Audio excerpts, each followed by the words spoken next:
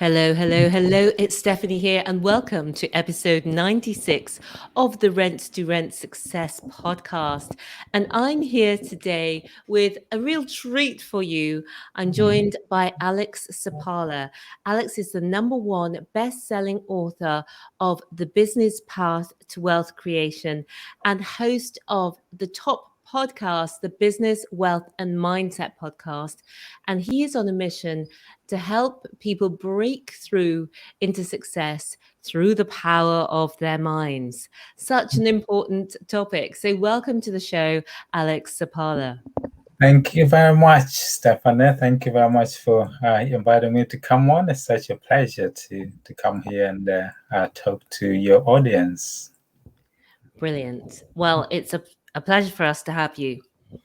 But before we dive in, I came to know you recently, and I just was so bowled over by your story. So I'd love you to tell a little bit more about you and your background. Yeah, sure. It'll be a pleasure to share my story. But I think probably the first thing to say is, stories are there just as stories, and each one of us have got our own unique stories. But the key thing is, whatever story, you can at any different stage, stop being the main actor in the story and be the director and direct your story to wherever it can take you. That's one key thing that people can take from it.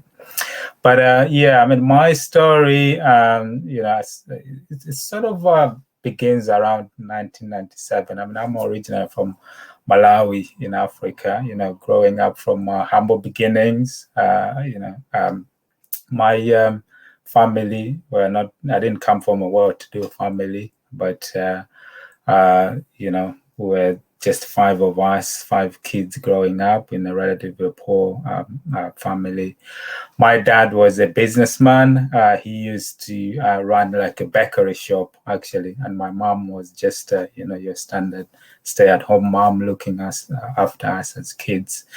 But looking back, the main thing that was a sort of a key thing that I would look out for and get inspired by growing up was that each one of us, we could actually break through to success, by through education, because in Africa education is a key thing, and there's actually a lot of competition in schools, in primary schools. We sort of strive around that competition to be the best, and then you can beat whoever is like top in the class. So I was actually quite inspired by that, so I ended up doing quite well in school actually, and got to be selected to go to one of the top schools in Africa, which was built by the former dictator Kamuzu Banda, actually modeled in Eton.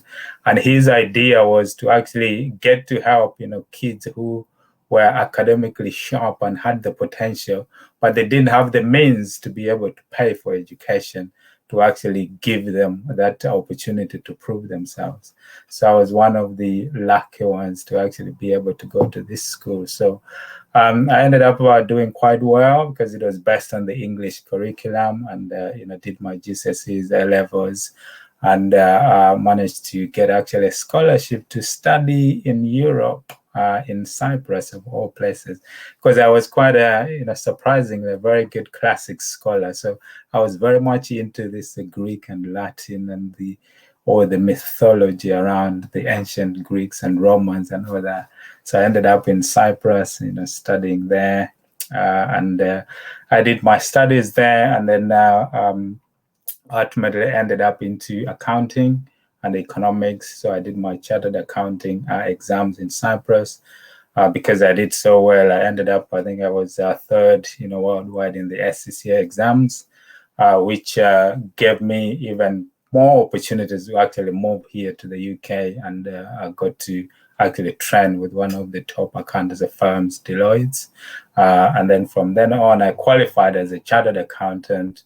And then I moved away from the actual accountancy practice into investment banking, worked for the Royal Bank of Scotland in their investment banking, which is the global banking and markets. From then on, I moved to further opportunities within in investment banking space again with JP Morgan, a US investment bank. And that's sort of how my professional career progressed. But then beside that, I was always curious about attaining pure financial and time freedom in whatever it meant to me. And looking back at every single point throughout my journey, I didn't quite think that the corporate career, the corporate ladder will actually take me there. That's where my mind started looking into other things and other options that will actually direct me there. And then I started to change and look at doing things differently in order for me to change my path to the things that I did next, and then to end up here where I would actually live life according to my terms and pursue all those things that are passionate to me, which is essentially knowledge sharing and helping people to actually break through into success and realize their full potential, whatever success means to them. And then that's essentially what I did next. Wow, Alex, it's Yeah. such a brilliant story. So there you were, a young boy in Malawi, as you said, not from a well-to-do family, but you um, attained this scholarship to go to one of the best schools in the whole of Africa. Not only there, from there you went to Cyprus. Not only that, rather, you went to Cyprus. You then went into chartered accountancy and Yeah. were one of the top 3 people in the world in your year in the chartered accountancy exams. Is that Yeah. right? Absolutely. Yeah. In the SCCA exams, that was back in 2003. Yes, absolutely. I was S actually the first African student to actually attend that feat. I don't know. There's probably been others by now, but yeah, I think it was quite a great achievement at the time. Yeah, it's a great achievement in anybody's book. Out of hundreds or possibly thousands of people, would it be? Yeah, it was worldwide. Yeah, so yeah, thousands of people. Who take that exam that year. You were in the top 3, then you went to work at Deloitte. So I think it's safe to say, Alex, that you have had that mindset mastery right from the beginning. Even as a boy, you've always been planning ahead and creating the life you want and working hard to achieve your dreams and feeling confident in yourself. Why do you think so many of us struggle so much, so much with that? Yeah, I think in many situations, I think for people to change the direction of their mind and pursue a sort of future focused path of of purpose. In most cases, when you actually study a lot of like successful people, it's followed some sort of a crisis that has happened in their life. And I mean, from a human behavior kind of study myself, I'm sort of curious around those kind of things, because even I mean, going back, when I think of my story, there's a part actually which I sort of skipped over, but when I was doing my GCSEs back in Malawi in 1997, it was a bit of a crisis point for me as well, because both my parents passed away, and think looking back, it was actually one of I sort of used all the feelings and emotions around the grief of that loss of parents at such an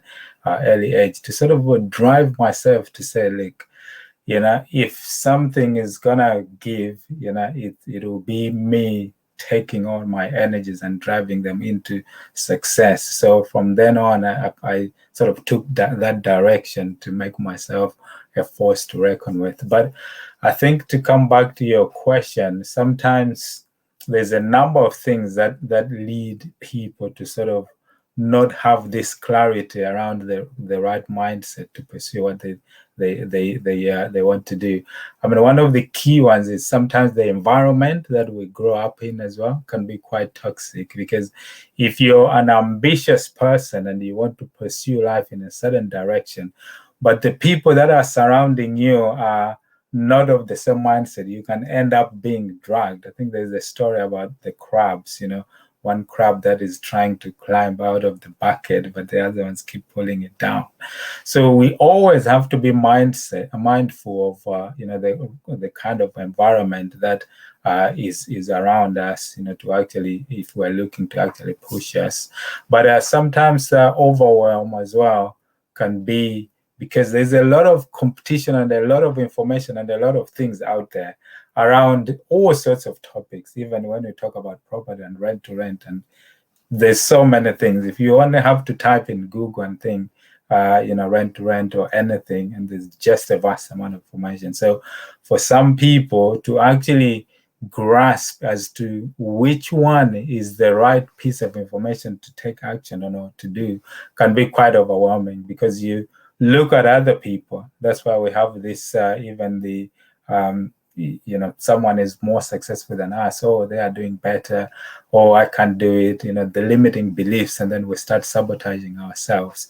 So up until you can actually hold yourself to say, look, all of us, we have this potential in us to be great.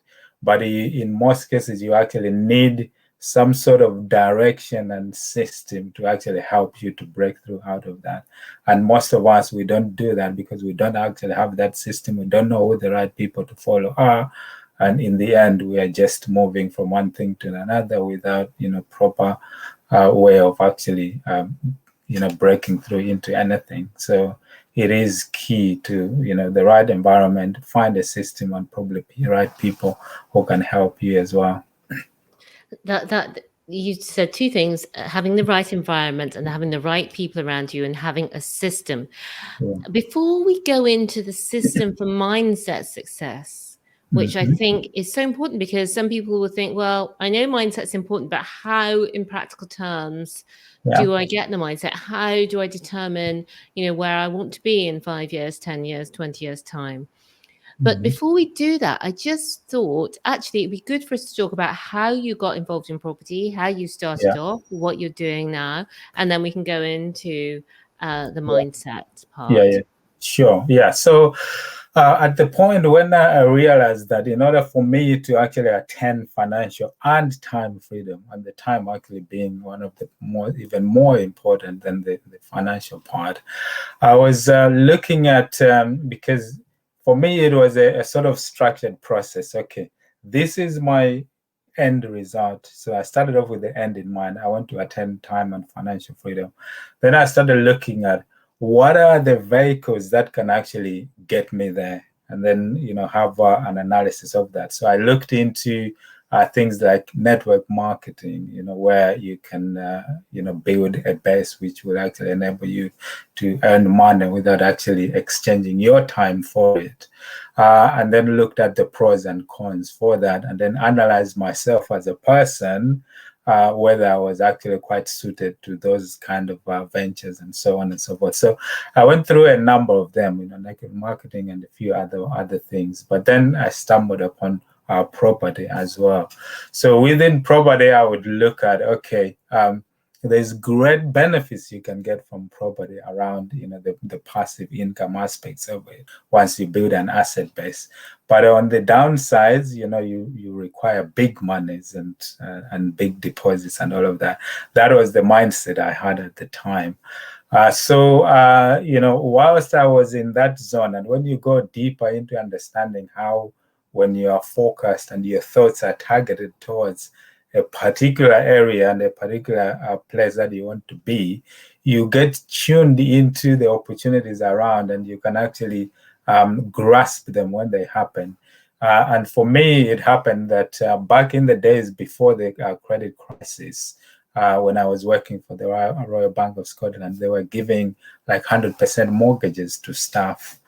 So I managed to get one of those. But then I needed to, because this was a residential house for me to live in. But then a few years later, I needed to move out of that area to come to Essex. So instead of actually having to sell the house, I actually thought, oh, what if I actually rented it out? So I inquired and asked the bank if I could actually rent it out, and they said, yeah, I could do. And then I realized at that moment that the money that I was actually paying on the mortgage was less. I was actually earning more in the rent than I was paying out on the mortgage. So that was another big light bulb moment for me to say, actually, this thing does work. You know, whereas this is the one, it stumbled on it by, through my work. What if I had 5, 6, 10 of these? Then actually I don't have to work anymore. So that was a big light bulb moment for me. And then I said, okay, there is this big downside of needing big monies, which I didn't have at the time. But what if I invested in a bit of education to actually educate myself to understand more what is involved in this space? And interesting as well, in one of the newspapers on my commute to work, there was this big advert about, this 3-hour training that you could go to. Probably most of your listeners will be familiar with those. So I attended at the time. It was being done by one of the ladies. I think she was on A Secret Millionaire as well.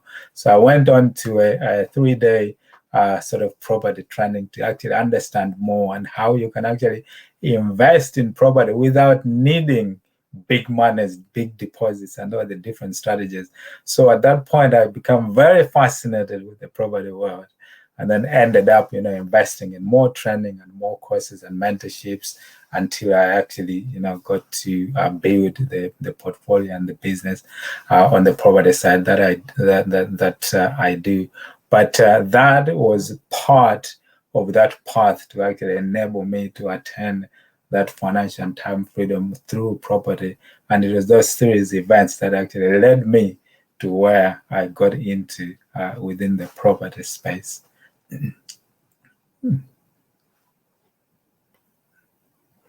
Sorry, I muted because it was a bit noisy in my background. No. But tell us what you do in property, Alex. Where did you start off, and what are you doing now? And I'd love to know a little bit more about that. Yeah, so initially I started off, I think probably just like more, a lot of people start with income strategy, because at the top, obviously in property, you've got capital strategies and income strategies. But I wanted to, in the first instance, build an income base that would enable me to replace my salary and my corporate income, so that I can then working became a choice. So I started off with the standard buy to let, but with the knowledge that I have built up on the company that I was training with, it was based on something where you actually add value, refinance, and then you go again. So that's what I started off with, the standard buy to let, bread and butter. Find something, do it up. Actually, my first property was a house which there was a lady who actually purchased, she got quite excited about property, and you can do a lot of stuff in property. She went to auction, bought a house for about £30,000, one that she'd never even seen. She just saw the picture. And when she got there, she was just horrified with what she saw, because the house is completely boarded up. Inside, it was all wrecked up, and she got so scared and she had to get rid of it. So that was my first deal. With a little bit of knowledge, I found a power team to actually do it up. We ended up doing it up, spent some money and refinance, and then the money came back, and that was, a good way to build up the confidence and the momentum. So from then on, I progressed into slightly more advanced strategies of doing HMOs. So I would, again, following the same path, would convert just standard 3-4 bed houses into 5-6 HMOs with en suites, and then refinance them on a commercial basis, and then moved into some other developments. But whilst I was doing that, I sort of people who were observing some of the things that I was doing, because within property, essentially you need 3 things. You need the time, the experience and the knowledge, and then the money to do it up. But whatever combination you have, if you're missing any of these, you can joint venture up with other people who have what you have, and they don't have what you have, and then you can do a joint venture. So having built up the knowledge and the experience, then I found that I could joint venture up with other people who had the money. They were cash rich but time poor. So I would use my experience to actually find those deals, propose how we would do them up, how we would refinance. These joint venture partners will put up the money. We'll do them as 50-50 joint ventures and then refinance and go again. And then we'll build up a portfolio doing that. And then in the end, because we got a decent sized portfolio, we thought, oh, how about actually, for myself, actually expanding that and building up a letting agency as well, which can actually manage our own staff. So once we did that to manage our staff, I found that other people were actually coming to actually leverage that agency to actually use it for their properties as well. So in the end, I sort of wrapped the whole process up into a provision for people to essentially give them a hands-free property investment solution. So people who have money, would offer them a solution because we build up a power team, we would source the deals. We can do a refurb because we've got a refurb company and we've got a lettings agency. So they would have a hands-free property solution in one place, just to invest their money, and we would actually help them do the whole process. So that's the sort of provision that we do with people, hands-free property investing, but they can get involved to whatever extent that they need. If they want to learn, they can get involved in the process, see the refurbs, and then they can even go over and do it on their own. But that is one of the solutions that we offer now, by actually looking at opportunities and properties that we can add value, do them up, extract that value, refinance, and then help people to actually build bigger portfolios. That sounds great, and a fantastic service that you're offering to people there. Is it a JV service, or is it just a service where they pay you a fee? Yeah, it's essentially for the value that we add, because at the end of the project, the way we structure them is that it becomes a JV when none of the partners have got money left in the deal. At that point, it's a 50-50 JV because they don't have money left in, and we don't have any financial interest in the deal as well. So fully mortgaged, then it's a 50-50 deal because we've made it happen for each one, has got a value that they have brought into the deal. And that's what we do. So the 50-50 JV kicks in only from the point that all the money has come out. If there's anything left, our JV partners take 100% of the income up until all their money comes out of the deal. So that was just a product provision that we structured based on the value that we are giving to people, how it's benefiting them, and how it's actually helping them to actually build property portfolios without having to spend money finding the deals, looking out for them, learning about HMO regulations or refurbs and all those kind of things. We take care of the whole package. That sounds great. It's a phenomenal deal for both sides. And so it's 50% of the income and 50% of the equity, 50-50 on the income and 50-50. Yes. Yeah. It's love it. Yeah. So I'm just always interested in how these things work. So very interesting. And I'm sure you'll get lots of people. Where's your investment areas, Alex? So at the moment we concentrate in the Midlands because that's where our knowledge is. We've got a Godman area there, and we almost in the patch that we invest in, we pretty much know all the streets there. We know the demand. We know what it takes. So, and as you know, in property, knowledge of your area is gold. It is key because what you can do, what the property values are, what you can refinance them for. So as soon as properties come up and opportunities coming up, we know from the things that we've done in the past that with this property, with this opportunity, we can do A, B, C, D. So it becomes an easier provision even for our investors to actually know that, we just trust these guys. They know the area.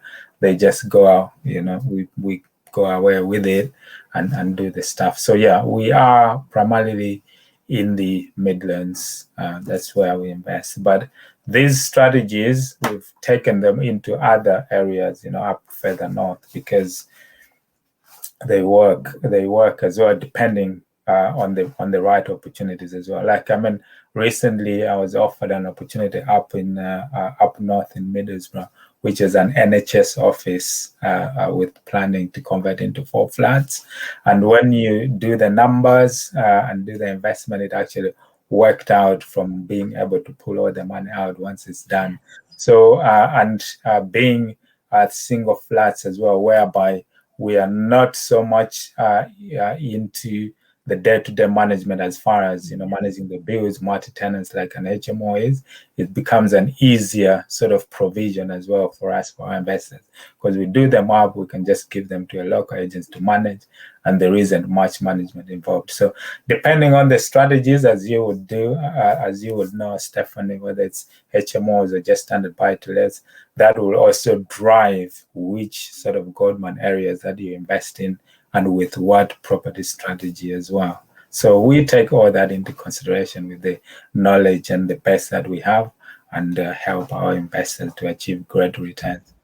That is so powerful, because that's the number one problem that many people have, is they cannot find the first deal, especially right now in a hot market. So I know that people will want to contact you, will want to get in touch, and the best place to contact you is on your website, Alex Sapala, AlexSapala.com, and you can see that on screen if you're watching it on the website.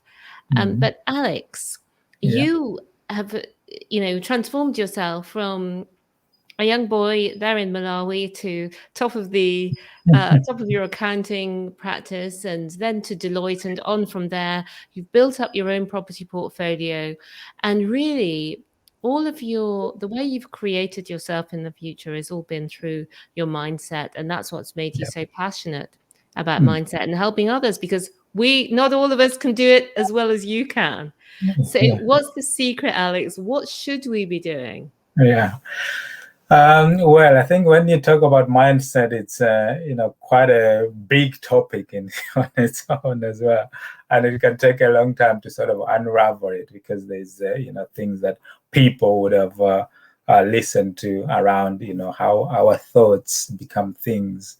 When you listen to things like The Secret, it just takes you through that process when about our thoughts, how those become habit, and also just generally, I think one way to actually think about the power of thought and belief and faith is I always illustrate it with you have this thing as a mobile phone. A lot of people have this thing. Now, if I was to punch a number here, dial number, it goes somewhere in the universe somewhere and finds through that frequency the person who holds that number. I can dial here your number, Stephen, and your phone will ring. But there's nothing actually connecting this to you, not literally anyway. It's something out there in the universe. But how have we managed to do that? This is happening through there, and it's the same with our thoughts. The things that you think about, and people can relate to this in terms of our thoughts being a sending and receiving station. How many times, or have your listeners and you can probably relate to this, that you're thinking of someone, maybe someone that you haven't seen for a long time, and you're thinking, oh, so and so, I haven't actually spoken to them, and maybe you're looking to dial their number, and at that very moment, either they send you a text or you call them, and it's so funny. Actually, I was actually thinking about you, Stefan, and now that you're calling, how does that happen?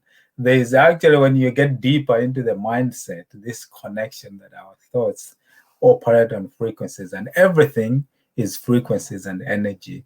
So once you start understanding that, it then helps you to direct your energy to the right places. So in the model that I created, looking back, which can actually help people, the first part that we look at is your future focus, like your purpose and your end in mind. I mean, even the likes of Bob Proctor, they talk about how if you're thinking of achieving a certain purpose and mission or end in mind, just already believe and feel like you're already there, and let the universe, just like it will find the frequency to call the person to speak to, let it bring the your subconscious and your thing, bring all those things to you, because that's what will happen. If you're thinking about creating success or financial freedom from property, just be in that zone in the first instance, because what will then happen from a mindset point of view is that the more you think about that, your subconscious will find the least path of resistance to actually get you there. It could be things like, you listen to this podcast, somehow you connect with, Stephanie or myself. When you are, you never knew when you started thinking about that you would meet someone who will actually make that happen.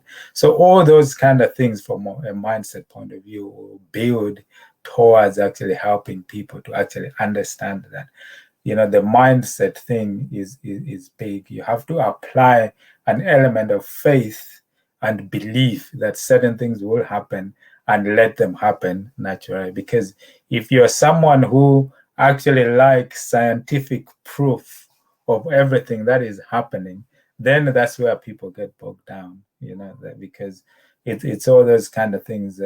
From a survival point of view, we lean more towards fear and sabotaging ourselves, that, oh, I'm not good enough, or, oh, that is so scary, because it's taking us out of our comfort zone, because we are designed to be comfortable. We want that guaranteed income, from a paycheck. If we work this much, we'll receive so much. But actually, success in terms of achieving greater things and breaking through into success lies outside of that. And that zone doesn't give you a certainty or a scientific way that you will actually get there. You just have to take the leap, jump, and the magic happens. I know that is quite difficult for people to grasp in the first instance, but as you begin to actually grasp that through the right sort of environment, you can actually get to begin to actually shift your mindset and your thinking towards that. And that's a completely new, different world for people. So the first step is that future focus. Is that what you're saying, Alex? Yes, absolutely. Begin with the end in mind. Set yourself to work out what is your purpose. Like, what is it that you want to achieve? That is the first thing, because without purpose, we have no direction. You wake up, where are you going?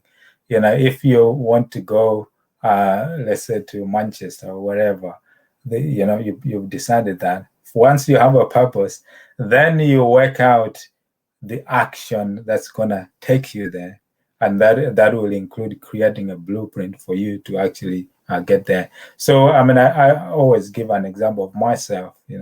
I have this purpose to actually help people break through into their success. That's my mission. That's my high mission, my purpose. Yeah. So once I define that, the next stage is the application and the action of actually doing that. And the universe will actually go there to help me. So on every given day, I'm actually thinking, how are the actions and the things that I'm doing now helping me towards that mission? So, for example, coming on this podcast, how is that serving me? It's actually serving me towards, sharing that knowledge and information to people so that they can break through to their own success. So everything is intentional. Everything is purposeful. There's nothing that is by chance. So if someone is thinking of property or whatever, and let's say they stumble into rent to rent, it's all purposeful. Now they can build a blueprint that on a day-to-day basis, they're doing small tasks that are leading them towards that. And then beyond that, if the difference that makes the difference also is around the support system that you can build, because that gives you your feedback, your accountability, and that timely impotence to actually push you as well. And then if you want to 10x your results, and these are all the things that I teach in my academy when I get to mentor people, is that power of the transformative tribe. because there's a lot of power in the tribe of people, because you have to eliminate excuses and all this cognitive dissonance that people can have in order to build a gateway to success. Because mentors, are a great way to actually leverage. Because if we take you, Stephanie, you've built up a successful business mentor, but throughout the journey, you've had successes, challenges, and you've had a lot of lessons from that. And in this modern age, when we understand different levels of consciousness, it doesn't have to take me the same amount of time that it took you, Stephanie, to build what you built, because all I can do is get mentored by you and leverage and cut through all that time that it would take me, and it can take me half the time just by engaging with the right transformative tribe. So all this comes together to actually help people to break through if they can follow the process. And that's how successful people have done it. And that's what I'm able to actually show people and teach people as well, if that's what they wanted to do. But everything is science. There's actually a madness to all this whole process of breaking through to success. Wonderful. So you've talked about two things there. I love that, a transformative tribe. Yeah. So important, and the future focus. What Yeah. are the other steps in the mindset process? Yeah, so your future focus will actually help you to just heighten that self-worth of what you can achieve, because you have to have that belief. The second step is that simply application, action. So taking action, because knowledge in itself is just knowledge and theory. If knowledge is power, then application and action is the superpower, because if you look at the learning curve, on the learning curve, the beginning of it is that, you don't know what you don't know. Once you decide, let's say you want to get into property and do rent to rent, that is the starting point. At that point, from a learning curve point of view, you have what on the curve is called unconscious incompetence, because you don't have knowledge about it. You actually have to go somewhere, to come to like someone like yourself to understand what is involved and what are the systems that are involved. Now you're taking some action. So when you take that action, you now on the curve, you get to a place where you have some knowledge. So now you have conscious incompetence. So you have some knowledge, but you don't know how to do it. So you need another level to actually take you to a place whereby you now have conscious competence. So now you can do it. Now you're conscious about it. But then to 10x your results, this is where the third and the fourth levels of your support system and transformative tribe will take you to a level of conscious unconscious competence, whereby you're doing things like on autopilot. It's like now you're on steroids or something like that, because everything that you do, it's like driving a car. When first you want to drive a car, you look at people driving cars, you think it's easy, and then the first time you get in, you store the car. Now you understand the balance and the clutch and everything is difficult. But then you begin to actually develop that conscious competence. And then sooner or later, there's many times now that I can drive and take the kids to school and get there and wonder how I've gone there, because I've done it so many times, on the traffic lights or whatever, you just go, because now you've developed a level of unconscious competence. And that's where we strive to be. So that's the process. Have your future focus, your application, the support system and the transformative tribe that will actually help you to get there. And that's where the power of mentors and the right system will actually help you to achieve and break through into that success as well. Mm-hmm. I think you're on mute. So I'm glad you brought that in, the final piece, the application and the action. Yeah. Alex, it's been so thrilling talking to you and hearing more about your story and also your insights that help to give people the great successes you've had, but for their own future selves. Mhm. And is there anything you'd like to say as we draw to a close, maybe leave people with an inspiring word or thought? Mhm. Yeah, I think what I would say is the first thing is that each one of us as people, we are unique in ourselves. So, and we have our own unique stories, and there is greatness in all of us, given the right support and channels and systems to actually get to break through into that. There is no point comparing ourselves to someone else who is doing something and looking to actually follow them, because it will just end up in some emotions and things that you sabotage yourselves, and these limiting beliefs set into the, oh, this is only destined for them and not for me. And there's a classic example actually. I was speaking to Paul Law, who is this mastermind of the Game Changers series, and some of your listeners may know. And we were just talking generally about being authentic and being ourselves, which is a really key thing. And I was having this conversation with Rob Moore, who was like, to make sales, you have to do this marketing. Why are you not doing marketing and doing all sorts to actually drive your sales?